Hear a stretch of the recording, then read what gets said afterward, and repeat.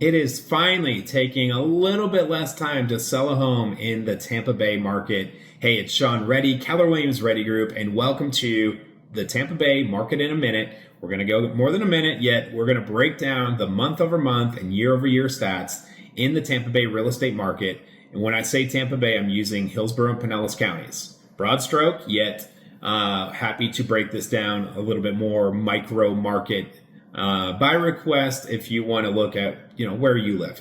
Anyways, let's jump into it. And like always, we're going to break it out into the good news for buyers, the good news for sellers, both month over month and year over year. So let's start with the good news for sellers. As I kicked off with, the days on market dropped in May after a couple consecutive months of rising. So in the month of May, the median days on market fell 18.8%.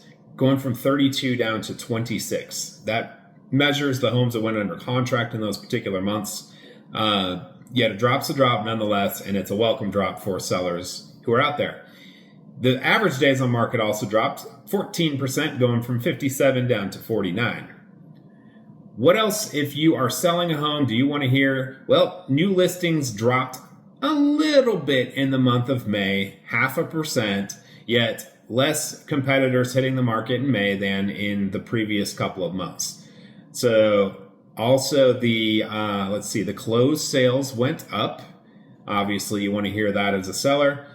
4.2% rise in closed sales in the month of May compared to the month of April. Lastly, the median price. Your median price went up 1.6% in May, going from 403 and change up to 410. Interestingly, though, the average price did fall 0.5%, 538 and change down to 535 and change. So that tells me that potentially less high-end listings or high-end homes sold in May than in April in Tampa Bay. Now, those are the key points you want to hear if you are selling a home. Let's pretend you're just selling a home independent of buying another home. If you're doing both at the same time, these stats really shouldn't matter all that much, yet we know a lot of people are doing them separately. Now, flip-flopping, let's talk about the numbers you want to hear if you are buying a home. Well, number one, for the fifth straight month, your available homes went up. 6.3% in May, going from 11,255 up to almost 12,000. That's a good level of inventory and really making its way towards, not into yet towards a buyer's market. New purchase contracts dropped 8.7% in May compared to April.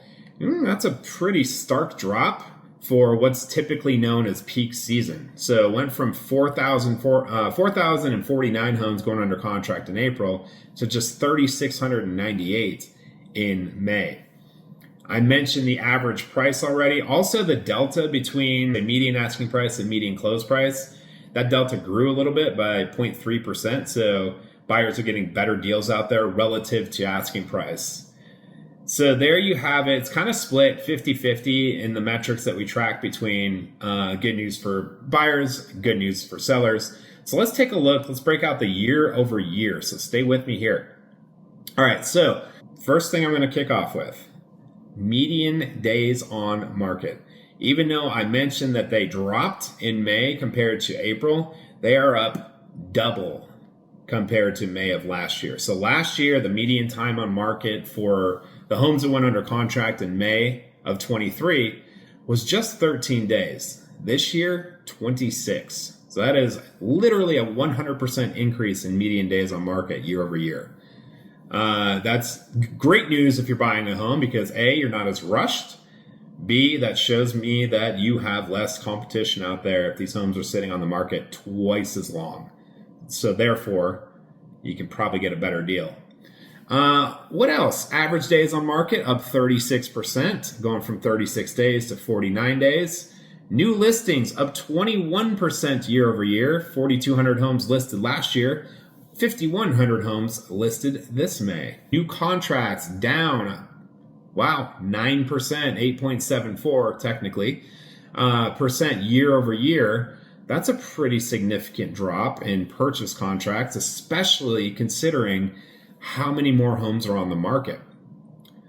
Lastly, closed sales down 6.9% year over year, May last year versus May this year. So there's some pretty compelling reasons to be in the market as a buyer if you're independent of selling a home in order to purchase a home. Obviously, mortgage rates aren't where everybody would like to see them, yet you can strike a better deal now. I'm just saying this generally speaking, than you have been able to in half of a decade. There is good news for sellers. You sellers out there, don't leave me yet.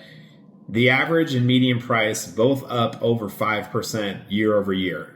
What that means is that's a full 25% higher than the long-term historical average appreciation rate of 4%. So 5.3% bump in average price year over year and a 5.1% bump in median price year over year. Last year, the median price was $390 between Hillsborough and Pinellas counties. This year, $410.